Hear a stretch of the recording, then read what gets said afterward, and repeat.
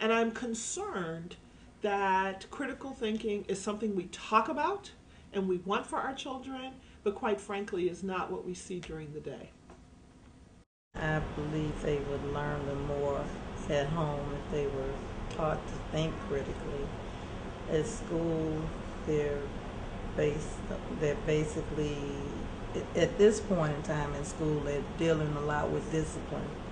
So I really don't think they get the opportunity to learn critical thinking skills in school. As far as critical thinking, some schools do. Others are kind of just cut and dry, yes or no answer. There isn't a whole lot of essay. You don't really provoke the kids to think. Both students and parents that I communicate with, it seems as if the Chicago Public Schools is more concerned with teaching students how to pass an assessment test rather than how to critically engage their lives. That it takes the tenacity and the understanding from particular teachers to want to teach their students critically, but it's not something that is common. It's not something that is standardized in the public school arena, and mainly because the entire mission of the public school is to pass that test. In theory, and probably we're learning how to do, are basing what we teach on what we learn from how the children are doing. And before they had all these assessments, it wasn't really as specific because the teacher would give a test out of the book. But now they have something that's standardized throughout the whole grade, and the teachers can compare how their children are doing. And so it leads to a more data-based instruction rather than just presenting information because the time is there for it to be presented. That standardized tests tell us a lot more about your socioeconomic status than it does about your ability to express knowledge.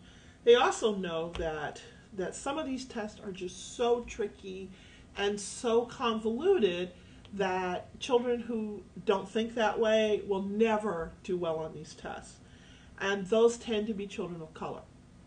The students bring their communities into the school. They bring their problems, their issues, their concerns into the school. And it's placed to the back burner so that the students can achieve at some higher level on a state test where the questions ask nothing of where they come from. What's happening with these tests is that they are used to punish schools and punish teachers and punish children instead of informing you, making them diagnostic so you know what you need to do to change your instruction. I know of a child myself who is into music heavily, and school just didn't have it for them. They only had it for certain children. If your grades were a C average, then you could be in the band. But what about that other child who's not getting the grade, but they still want to be in the band? They just can't participate. I believe in that particular situation that the schools could get a music program for all of the children, not just the ones that are succeeding in their other classes, but perhaps the music program would get those other children wanting to succeed in those other classes because they know if they are not succeeding, they can't be in the band. No Child Left Behind law has been a challenge because it has stipulated that all children must be successful regardless of whether there's bilingual, special education, regardless of their race.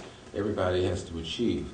It has been a challenge because in some cases there are difficulties because the children's learning styles are different. Look at who's in charge of the Department of Education. A non-educator, somebody that has never taught a class, is not qualified to teach, but is making these decisions based on something he heard. I mean, something that sounds good to him. 90% of these decisions are not made on actual research. my students made sure that the blocks of 43rd, 47th, 51st were clear of gangs hanging on the corner, because they went and made their voices heard. And in addition to that, they went to the prisons to tell those who have exhibited gang and drug activity that it's essential to think about the other young men who are looking up to them, or the kids that they're leaving behind. And they didn't learn that until I had them engage in thinking critically about what we were reading and what we were doing in the classroom. For one, especially in the inner city schools, it would really help cut back on a lot of the violence that goes on within the schools. If the children have a course, or maybe just an extra after-school type thing where they can go and express their issues and conflicts instead of, you know, coming to school beating and bullying each other. The children that are called bad should be maybe put into, my personal opinion again, should be put into some type of artistic program. Not autistic, but artistic, where they can kind of find their niche, because a lot of children just don't get it. And they tend to find different things when they're involved in arts, music, painting, drawing, you know, something, modeling, something that really catches their attention. A lot of children are just not booked. And it has made a difference because they, first of all, they like electronics.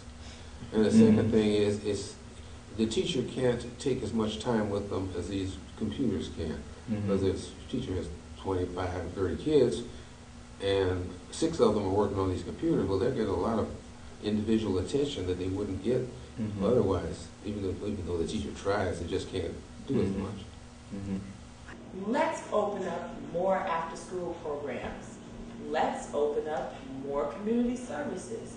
Let's open up more YMCAs, places where African-American students can go in their community and do something positive.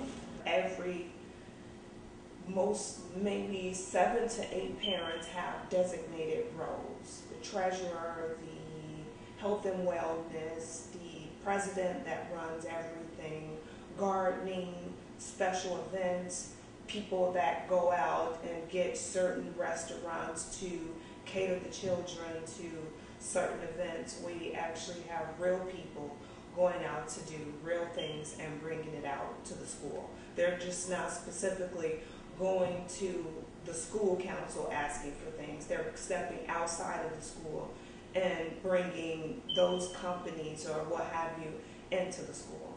To me, in my own experience, the best educational experiences I've ever had are when the parents were really involved. And that's a process. It's all about trust. It's all about making avenues accessible. And when you see that happen, you can't help but be excited about it. The expectation of engagement throughout their life, real and resonate.